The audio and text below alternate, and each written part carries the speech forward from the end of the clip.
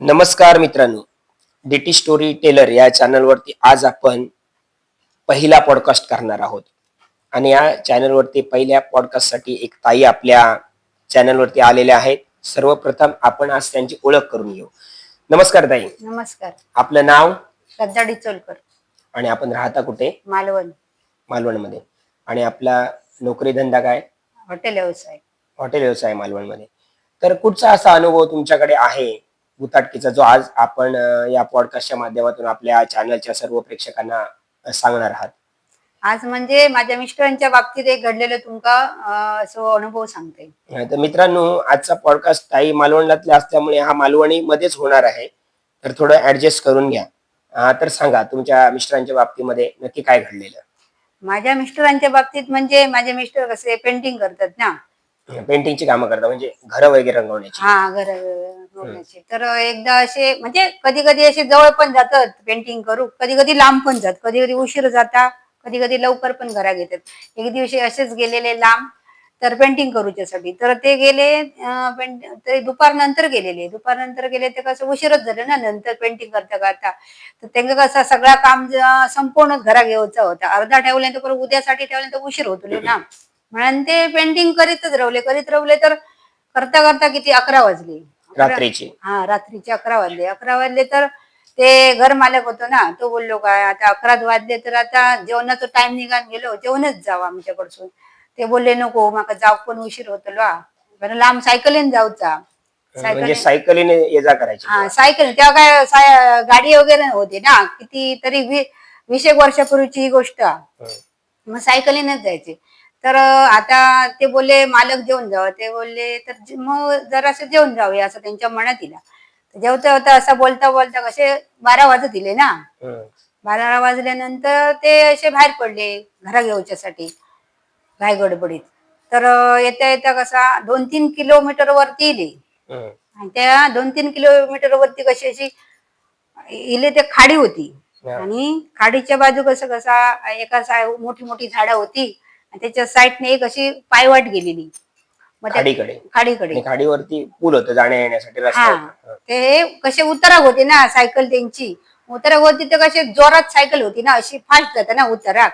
तर असे सायकल ती फास्ट होती तर ते असे जातात ना, असे एक माणूस त्यांच्या समोर असं पटकन असं अचानक मोठं असं असं म्हणजे वेगळंच असं माणूस म्हणजे माणसं टाईप पण असं वेगळं उभं रावलं ते हे म्हणजे कसं रस्त्याच्या मधोमध. हा, मधोमध सायकल अशी उतराकच होती ना.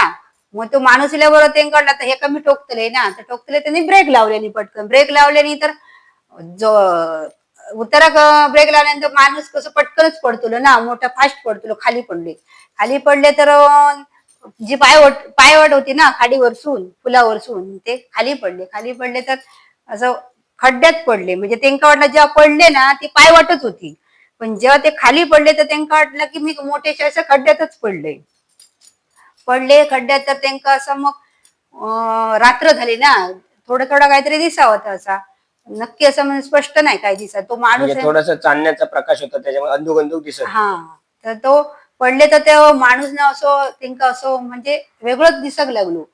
आणि पाठीमागे त्यांच्या मग ते आता खड्ड्यात पडल्यानंतर कसा माणूस उठण्याचा प्रयत्न करतो ना आपण वरती येण्यासाठी.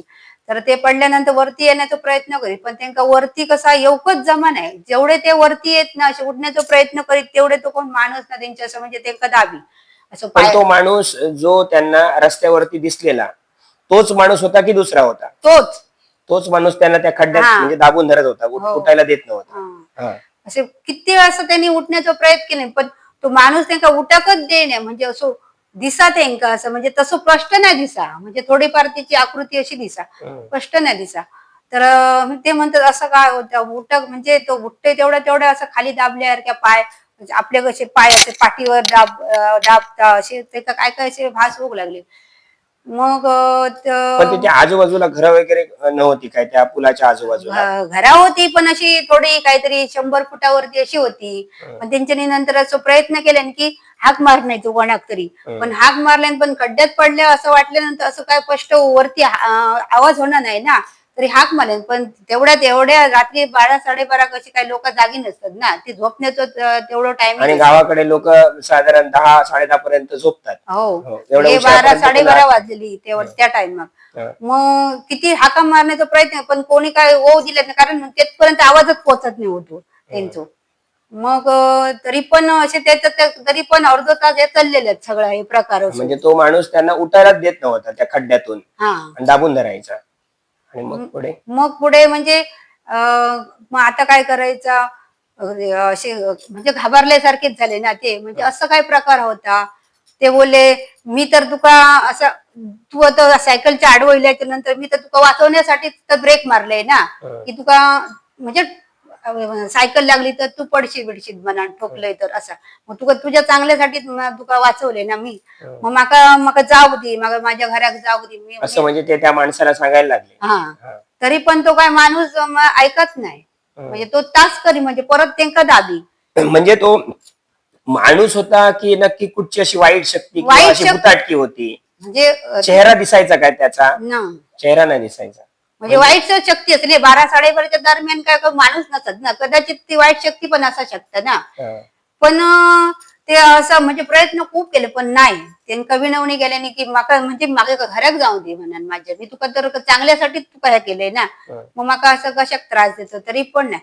मग शेवटी आता त्यांच्या मनात असं की ते दत्तगुरूंची भक्ती करीत, म्हणजे ह्या सेवा करीत. उपासना. हा, सेवा होती त्यांच्याकडे पहिल्यापासूनच. तर मग त्यांच्या आता तरी पण ते एवढा करून ते घाबरले. शेवटी काय माणूस तो घाबरतो लोक ना, किती झालं. कारण त्यांना असं वाटत ती होती पाय वाट, पण वाटा की त्यांना की मी फुल हो म्हणजे खड्ड्यात, मोठ्या खड्ड्यात पडलोय असा वाटा. पण तो खड्डो काय नाही होतो. अशी जेव्हा पडताना त्यांना पाय वाटत दिसली असा. तर ते नंतर घाबरल्यासारखेच झाले. मग त्यांच्या विचार मनात आता करायचं काय, म्हणजे मनात आपले विचार करतात असं. नंतर त्यांनी काय केले, नामस्मरण करून सुरुवात केली दत्तगुरूंचा. कारण आता काय पर्यायच नाही ना. शेवटी का माणूस घाबरल्यानंतर आपल्या देवाकच हाक मार तुला. मग त्यांच्यानी असं दत्तगुरूंचं नामस्मरण करून सुरुवात केली. जसा 5 मिनिटं झाली नामस्मरण सुरू करू, तसं तसं तो तेंगा आणखी ह्या करूचा प्रयत्न केल्याने, म्हणजे घाबरवण्याची. नामस्मरण सुरू झालं म्हणजे ती वाईट शक्ती 100% होती. म्हणजे नामस्मरणाने त्याला थोडासा त्रास होऊ लागला, म्हणून तो आणि त्यांना त्रास देऊ लागला. मग थोड्या वेळानं 5 मिनिटं झाली, मग तो कसा नामस्मरण सुरू झाल्यावर तो आणखी त्यांना त्रास देऊ लागलो असो. म्हणजे दाबून धरू लागलो किंवा काय. कारण ते का त्याच्यापासून अशी भीती वाटायला लागली समोरच्या व्यक्ती, त्या काय म्हणजे ती वाईट व्यक्ती होती ना, कोण होती ती. तर त्यांच्यानी आता एक निश्चय केला की मी आता नामस्मरणच करतले म्हणा, कारण आता पर्याय नाही. आपण कोण रात्री वाचवू शकणार, कारण सगळी झोपली, मध्यरात्र झाली. ह्याच्यातून आपण सुटा गोळ्या तर आपण आपलं नामस्मरण करायचं. नामस्मरण करता 5 मिनिटं आली, 10 मिनिटं झाली, तरी ते 10 मिनिटात तोच प्रकार घडत होतो.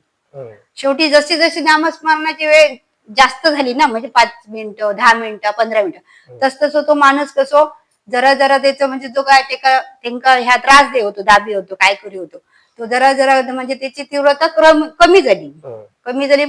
मग ते समजले की ह्याच्यातूनच माझी सुटका आता. त्यामुळे त्यांनी असं नामस्मरण म्हणजे जास्त वेळ करण्याचा प्रयत्न केले. जसं तरी पण 1 तास झालो नामस्मरण करीत, तसं तसं तो जो माणूस होतो ना, तो कसं थोडं थोडं थोडं त्याचा जो काय त्रास देत होतो तो कमी कमी कमी झालो. आणि जसं अदृश्य होतं ना थोडं थोडं थोडं प्रमाण तसं, मग तसं ते करीतच राहिले जास्तीत जास्त नामस्मरण. तरी नाही म्हटलं तरी 1 ते 1.5 तास त्यांनी नामस्मरण केले, कारण दत्तगुरु हे नामस्मरण श्रेष्ठ असत, त्यामुळे त्यांच्याकडे ती शक्ती होती. मग जस 1-1.5 तास झालं ना, तसं तो माणूस कसं अदृश्यच झालो. म्हणजे त्या जागेवरनं तो अदृश्य झाला आणि त्यांना होणारा त्रास कमी झालो. तर मग त्यांना थोडंफार असं वाटलं की मी आता उठून जाऊ शकते. तसं तसं त्यांना जो मोठा जो खड्डा वाटा ना, तो अशी पायवाट जात चालली. म्हणजे आता तो खड्डा नव्हता, तिथे पायवाट होती असं त्यांना आता वाटलं. दिसाक लागली. त्याबरोबर ते म्हणजे जसं नामस्मरण वाढलं तसं त्याचं जी काय शक्ती होती वाईट ना, ती बंद झाली. मग काय केले त्यांच्यानी, आपले उठले आणि पडल्यानंतर कसं सगळीकडे त्यांना माती विती वगैरे सगळी लागलेली ना थोडीफार, ते उठले आणि अशी सगळी झाडल्यानी बिडल्यानी, सायकल ती पडलेली होती एका साईडला रस्त्यावरती, ती घेतल्यानी आणि आपल्या घरात जाऊन म्हणजे बाहेर पडले अशी. गेले घराकडे, तरी पण घर नाही म्हटलं तरी अजून 2 किलोमीटरवर होता. म्हणजे जरा नाही म्हटलं ते अजून 1 तास तरी लागलो असतो, पाऊण तास सायकलिंग म्हणजे. मग गेले गेले घराकडे गेले तर आई होती घराकडे. म्हणजे ह्यो प्रकार नाही म्हटलं ते 12:30च्या दरम्यान घडत होतो. बाकी घराकडे त्यांना जायपर्यंत नाही म्हटलं ते 2 वाजले. तर आम्ही अशी काळजी करतो, इले नाही कसे म्हणा, ती आई होती, मी काळजी करतो, इले नाही एवढ्या येऊ होते. म्हणजे 12:30-1 पर्यंत घरात येऊ होते ना. 2 वाजले म्हणजे काळजी वाटायला लागली. नंतर ते इले तर बसले बोलले पाणी द्या मका म्हणून. पाणी दिलं आम्ही त्यांना. आम्ही बघलो तर कसं सगळ्या अंगात सगळी माती विती लागलेली होती. तर आम्ही म्हणतो काय झालं, अशी माती विती कशी काय लागली. ते बोलले आधी मका पाणी दे, मग काय तर सांगते प्रकार घडलेलो. तर पाणी दिलं आणि त्याच्यानंतर बसले पाणी पिले. तसे काय ते घाबराग नाही, कारण त्यांचं नामस्मरण होतं ना, त्यामुळे त्यांना असं की भीती वाटाक नाही असं. आणि नंतर बसले, सांगितले असं सगळं झालेलो प्रकार आमका सगळं.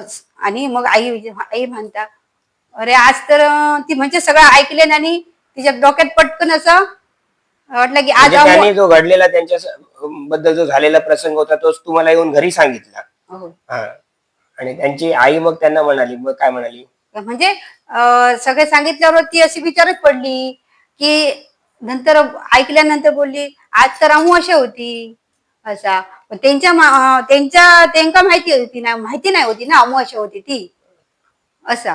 ह्यो एक अनुभव असं म्हणजे त्यांच्या बाबतीत घडलेलो. आणि मग त्याच्यानंतर त्यांना कुठचा त्रास झाला का त्या वाईट शक्तीचा, किंवा जो माणूस होता किंवा ती वाईट शक्ती होती, माणूस म्हणता येणार नाही आपल्याला, पण ती वाईट शक्ती होती, त्यांचा त्रास नंतर मग पुन्हा त्यांना कधी झाला का? नाही झाला.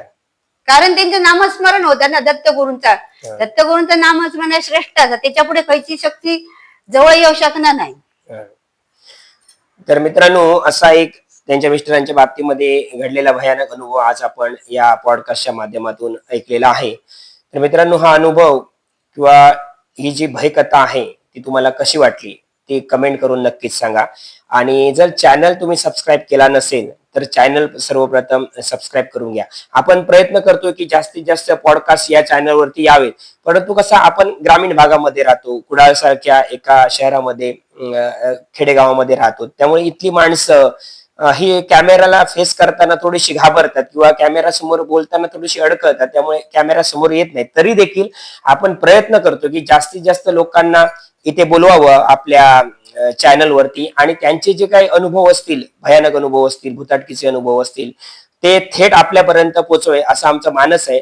तर बघूया पुढे कसं काय होतंय. मित्रांनो, चॅनल सबस्क्राईब केला नसेल तर पुन्हा एकदा विनंती आहे, चॅनल सबस्क्राईब करा.